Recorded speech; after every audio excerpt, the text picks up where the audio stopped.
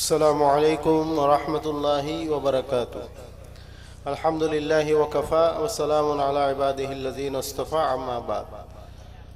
উবাইদ ভাইয়ের সাথে 1978 সাল থেকে আমার 2025 সালের সর্বশেষ 8ই মে রাত 11টায় ওনার চেম্বারে গিয়ে কথা বলে এসেছি। এই বছর ইন্তেকালের 2 দিন আগে ওনাকে সর্বশেষ বলে এসেছিলাম, আপনি স্বাস্থ্যের উপর অনেক জুলুম করেছেন, আর জুলুম করবেন না।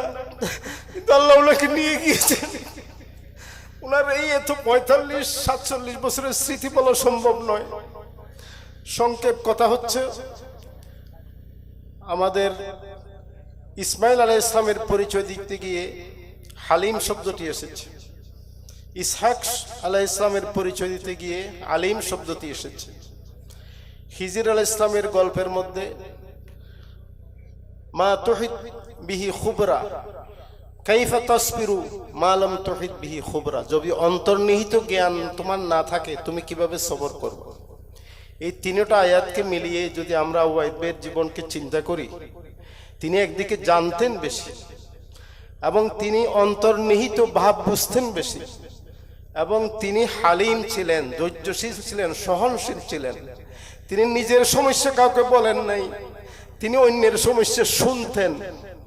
এক ভাই লিখেছেন, তার ডায়েরি ছিল প্রোগ্রামে ঠাসা, চেহারাই ছিল মুস্কে হাসি, অন্তরে ছিল ভালোবাসা। আসুন আমরা সেই ভালোবাসা অর্জন করার চেষ্টা করি, তার জন্য দোয়া করি। আল্লাহ ওনাকে জান্নাতুল ফেরদাউসে সর্বোচ্চ সম্মানিত স্থানে অধিষ্ঠিত করুক। বাংলাদেশ জামাতে ইসলামী।